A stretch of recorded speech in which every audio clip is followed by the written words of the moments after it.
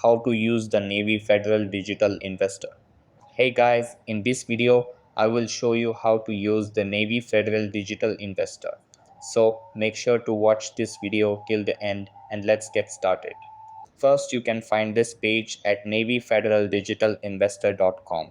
You can access it on a web browser on your computer or your phone, and when you arrive at the website, you will be able to browse through all the investment options that they have.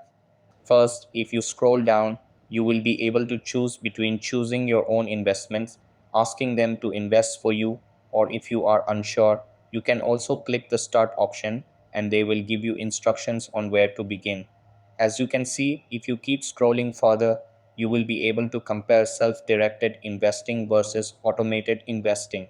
Basically, for the first one, you will be able to take full control of your investments, and for the second one, they are going to do it for you, manage the investments, etc.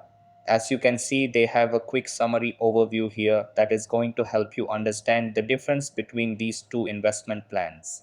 The cost is the same, and there is no minimum investment for both of them. They also have a frequently asked questions page over here at the bottom. And if you need additional help, I recommend you take your own time to read through all of this. When you are satisfied and you want to open an account, choose between self-directed or automated, and you will have to agree to the disclosures that they have here. If you accept the terms and conditions, first tick this box and then click continue.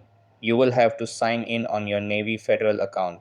As you can see, sign in with your Navy Federal username and password, and you will be able to enroll into the digital investor for Navy Federal. They will have all the services available on your dashboard as soon as you log in. Sadly, I won't be able to demonstrate that process because I don't have a Navy Federal account currently open. But as long as you sign in using your account, you will be able to invest in the website. So that's how you can use the Navy Federal Digital Investor. That's all for this video.